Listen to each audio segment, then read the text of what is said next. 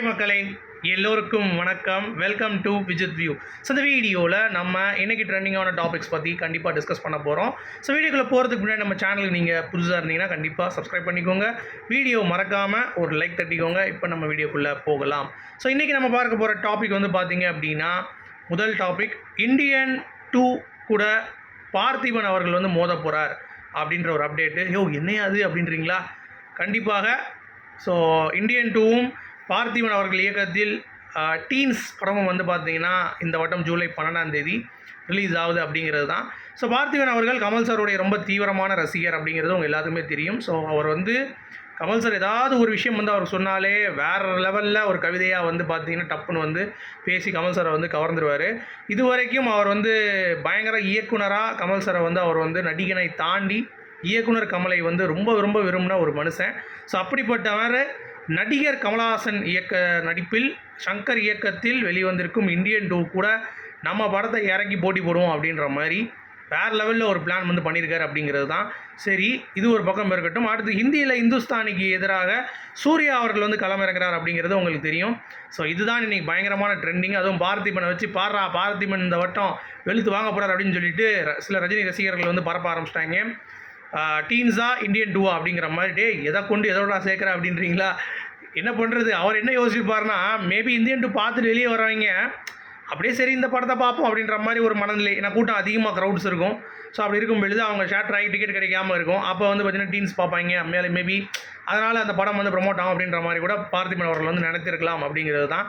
So wait பண்ணி பார்க்கலாம் எந்த லெவலுக்கு வந்து அவர் இம்பேக்ட் வந்து கொடுக்குறாரு அப்படின்னு சொல்லிட்டு. அடுத்து நிறையா பேர் வந்து பார்த்தீங்கன்னா கமல் சார் ஏன் இந்தியன் 2 மேலே ஒரு ஹோப்பே இருக்க மாட்டேது, எப்போ பார்த்தாலும் மைக்கை பிடிச்சிட்டு நான் இந்தியன் 2 வந்து ஒரு ஃபஸ்ட் ஹாஃபாக தான் பார்க்குறேன், என்னுடைய செகண்ட் ஹாஃப் வந்து பார்த்தோன்னா இந்தியன் 3, நான் இந்தியன் 3க்கு தான் வந்து ரெடி பண்ணிகிட்ருக்கேன், வெயிட் பண்ணிகிட்ருக்கேன், இந்தியன் 2 படம் ஒத்துக்கிறதுக்கு காரணமே இந்தியன் 3 தான், எனக்கு இந்தியன் 3 தான் அப்படின்ற மாதிரி எல்லா இடங்களிலும் ஆணித்தரமாக கூறிக்கொண்டிருக்கிறார். அது ஏன் அப்படின்ற ஒரு கேள்வி கண்டிப்பாக வந்து எல்லாருடைய மனதிலும் இருந்திருக்கும். எனக்கும் அது வந்து இருந்துச்சு. என்னப்பா அப்போ இந்தியன் 2 முடிஞ்சா அப்படின்ற மாதிரி நான் பேசுகிறாங்க. என்னை பொறுத்த வரைக்கும் எவ்வளோ ஹேட் இந்தியன் 2க்கு வந்து வருதோ அதையெல்லாம் அருமையாக ட்ரான்ஸ்ஃபார்ம் ஆகி ஹிட் அடிக்கிறதுக்கு சங்கர் சாருக்கு வந்து பார்த்திங்கன்னா தெரியும். ஏன்னா Shankar sir badly need of ஒரு பயங்கரமான ஒரு ஹிட் அப்படிங்கிறதுனால இந்த படம் பயங்கர டிலே ஆகிருக்கு. ஸோ படத்தோட ட்ரெய்லரும் பார்க்கும் பொழுது பயங்கரமாக ஒன்றுமே கிடையாது அப்படின்ற மாதிரி வந்து யோசிக்கும் பொழுது நிறைய பேர் சொல்கிறாங்க இந்தியன் 2ல கமல் சாரோடைய போர்ஷனே வந்து பார்த்திங்கன்னா அந்தளவுக்கு இருக்காது, சித்தார்த் தான் கமல் சார் மாதிரி வேஷம் போட்டு வந்து பண்ணுறாரு அப்படின்ற மாதிரிலாம் வந்து உருட்ட ஆரம்பிச்சிட்டாங்க. எனக்கு தெரிஞ்சு அந்த மாதிரி நீங்கள் ஸ்கிரிப்டை டீகோடே பண்ண முடியாது. ஏன்னா அந்தளவுக்கு தான் சங்கர் சார் ட்ரெய்லர் கட் பண்ணியிருக்காரு. ஸோ பயங்கர கட்ஸ் வந்து பார்த்திங்கன்னா இருக்குது அப்படிங்கிறது பார்க்க முடியுது. ஸோ அப்படிப்பட்ட கட்ஸில் வந்து நம்ம வந்து கதையை கணிக்கிறோம் அப்படின்ற பேரில் அதை வந்து பண்ண முடியாது அப்படிங்கிறது தான். ஸோ கமல் சார் வந்து இந்தியன் 2 அதுக்காக படம் நல்லாவே இல்லைன்னு சொல்கிறதுக்கு எதுக்கு ப்ரொமோஷனுக்கு வரணும்? அவர் இந்தியன் 3 பற்றி அப்போ பேசிக்கலாம்ல. அதெல்லாம் ஒரு காரணம் கிடையாது. அவருக்கு வந்து அஸ் ஆக்டராக இந்தியன் 3ல நிறைய ஹோப்ஸ் இருக்குது அப்படிங்கிறதுனால அவர் அப்படி பேசுகிறார் அப்படிங்கிறது தான் பாயிண்ட். பட் இந்தியன் 2ல ஒன்றும் இல்லை அப்படின்ற மாதிரிலாம் சொல்ல முடியாது. ஏன்னா சங்கர் சார் சொன்ன விஷயம் நீங்கள் அரண்டு போயிடுவீங்க. படம் கட் பண்ண பொழுது 6 மணி நேரம் வந்திருக்கு. என்னடா அதுன்னு சொல்லி டக்குன்னு சாப் பண்ணி வச்சோம் அப்படின்னா 3 மணி நேரத்துக்கு நம்ம பண்ணோம்னா கரெக்டாக அங்கிட்டு பிசுறு தட்டி படம் வந்து வேறு லெவலில் சொதப்பி ஆடியன்ஸும் புரியாமல் அவருக்கும் புரியாமல் போயிடும் அப்படின்றதுனால படத்தை எடுத்து பார்த்தாராம்.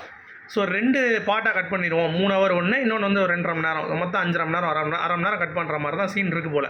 ஸோ அப்படி இருக்கும் பட்சத்தில் இந்தியன் 1 வந்து 3 ஹவர் போட்டுட்டு இந்தியன் 2 வந்து பார்த்தீங்கன்னா ஒரு 2.5 மணி நேரம் இந்தியன் 3 அப்படி போட்டு முடிச்சிடலாம் அப்படின்ற மாதிரி பிளான் பண்ணால் ஸோ தட் எல்லா சீன்ஸும் ஆடியன்ஸுக்கு வந்து ப்ராப்பராக கன்வேவும் ஆயிரும், எல்லா சீன்ஸும் வந்து நம்ம நினச்ச மாதிரியும் வந்து கன்வே பண்ணிடலாம். ப்ளஸ் இந்த படமும் வந்து கரெக்டாக ஆடியன்ஸுக்கு வந்து ரீச் ஆகும். என்னுடைய திங்கிங்கும் வந்து பார்த்திங்கன்னா ஆடியன்ஸுக்கு வந்து ஈஸியாக வந்து போற்றி ஆயிரும் அப்படிங்கிறது அவருடைய ஒரு கணிப்பு. ஸோ சங்கர் சார் ரொம்ப ப்ரில்லியண்ட்டாக இந்த படத்தை வந்து ஹேண்டில் பண்ணியிருக்கார் அப்படிங்கிறது அவருடைய கான்ஃபிடன்ஸ். மேபி அவருடைய கான்ஃபிடன்ஸ் இந்த படத்தை வந்து பார்த்திங்கன்னா வேறு இடங்களில் போய் நகர்த்தும் அப்படிங்கிறதுல எந்த ஒரு மாற்று கருத்தும் இல்லை அப்படிங்கிறது தான் பாயிண்ட். சரிங்களா? அடுத்து நம்ம சுசித்ரா மேட்டர் தான் வந்து பயங்கர ட்ரெண்டிங்காக வந்து போயிட்டுருக்கு இப்போ இணையதளத்தில். என்ன அப்படின்னா, அவங்க வந்து ஒரு கான்ட்ரவர்சி கிரியேட் பண்ணுறேன்னு சொல்லிட்டு திருப்பி வந்துட்டு விஜய் த்ரிஷாவை பற்றி, ஆர்த்தி ரவி ஜெயம் ரவி ஆர்த்தி பற்றி பேசினது, அப்புறம் வந்து ஜி பிரகாஷ் ஐந்தை பற்றி பேசி ஒரு பயங்கர ஒரு இது வந்துட்டாங்க. இதுலேயும் விஜயை வந்து ரொம்ப சீண்டி விட்டாங்க. அது டிவிக்கேனா வந்து தமிழக வெற்றி கழகம் இல்லை, த்ரிஷா வெற்றி கழகம். இவர் த்ரிஷாவை என்றைக்கு விடுறாரோ அன்றைக்கி தான் வந்து உருப்பிடுவார். சரியா? இவர் வந்து பார்த்தோன்னா அவர் மனைவி மக்களோட என்றைக்கு சேர்ந்துருக்காரோ அன்றைக்கி தான் அரசியல் கட்சி வந்து விளங்கும், இல்லாட்டி அது வரைக்கும் மொக்கையாக தான் போயிடும் அப்படின்ற மாதிரி ஒரு குற்றச்சாட்டு.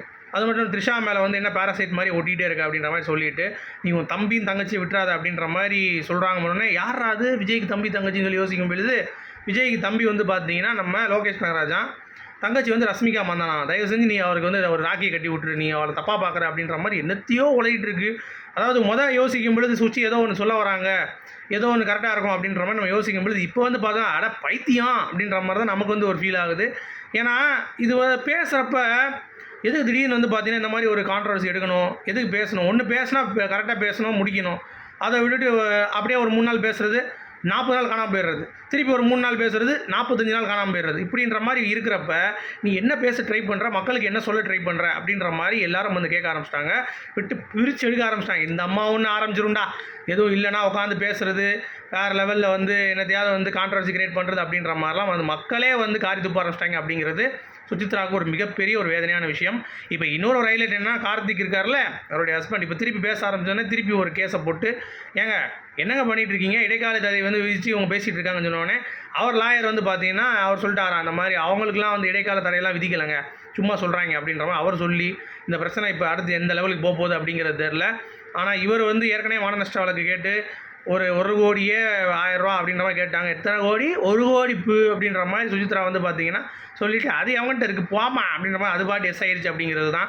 ஸோ இப்போ இந்த சுச்சுவேஷனில் சுசித்ரா அவர்கள் கண்டிப்பாக சைலண்ட்டை தான் வந்து ஹோல்ட் பண்ணணும். சும்மா உட்காந்து பேசணும் அப்படின்றத ஒழுங்காக பேசணும், அப்படி இல்லைனா பயம் இல்லாமல் பேசணும்.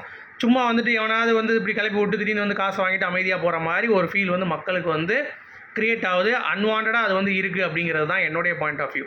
ஸோ உங்களுடைய கருத்து என்ன இந்த விஷயத்தில் அப்படிங்கிறத கண்டிப்பாக கமெண்ட் செக்ஷனில் சொல்லுங்கள். அடுத்து ரொம்ப முக்கியமான ஒரு update Bigg Boss Tamil contestants பற்றி தான். ஸோ முதல் வந்து ராஜு பார்க்க போகிறோம், அடுத்து அர்ச்சனா பற்றி பார்க்க போகிறோம். ராஜு பிக் பாஸ் சீசன் 5 உடைய வின்னர். ஸோ வெளியே வந்து 2 சீசன் முடிஞ்சு 3ஆவது சீசனே ஆரம்பிக்க போது இப்போ வரைக்கும் எதுவும் படம் இல்லாமல் பையன் வந்து பார்த்தீங்கன்னா ரொம்ப ஃபீல் பண்ணிட்டு இருந்தாப்புல டக்கால்னு வந்து இப்போ ஒரு படம் வந்து கமிட் ஆகிறாரு. ஸோ பன் பட்டர் ஜாம் அப்படின்னு சொல்லிட்டு ராஜு அவர்கள் ஒரு படம் வந்து சைன் பண்ணியிருக்காரு அப்படிங்கிற மாதிரி அப்டேட்டு. ஸோ முழுக்க ஒரு காமெடி திரைப்படம் அப்படிங்கிற மாதிரி பார்க்கப்படுது.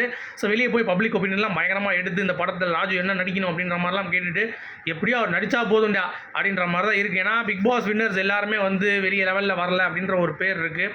அதை ராஜு உடைப்பாரா அப்படின்றதை இன்னும் ஒரு 2-3 படங்கள் தான் வந்து டிசைட் பண்ணும் அப்படிங்கிறது தான்.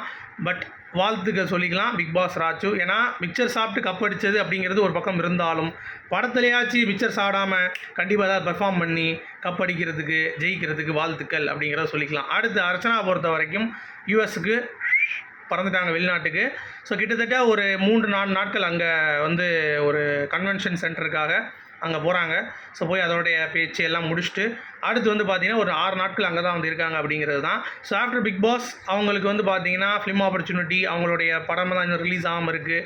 ஸோ அடுத்தடுத்து அவங்களுக்கான நிகழ்வுகள் வந்து நடந்துக்கிட்டே இருக்குது அப்படிங்கிறது பார்க்க முடியுது.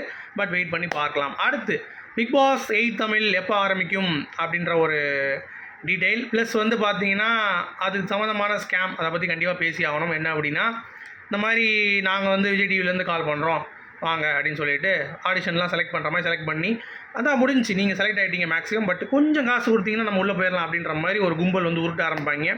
அதனால் அதிலெல்லாம் வந்து சிக்கிறாதீங்க. உங்களுக்கு மெயினாக ஃபோன் பண்ணி உள்ளே கூப்பிட்டாங்க அப்படின்னா கண்டிப்பாக அவங்க காசு எதுவும் வாங்க மாட்டாங்க. அதுலேருந்து நீங்கள் தெரிஞ்சிக்கலாம் காசு கேட்டாலே அது ஸ்கேம் அப்படின்ற மாதிரி. ஸோ அதை மட்டும் தெரிஞ்சு கொள்ளுங்கள் அப்படிங்கிற சொல்லிட்டு இந்த வீடியோ நான் முடிக்கிறேன். உங்களுடைய கருத்துக்கள் சொல்லுங்கள். மீண்டும் நாளை இன்னும் சந்திப்போம். அது வரைக்கும் குட் பை.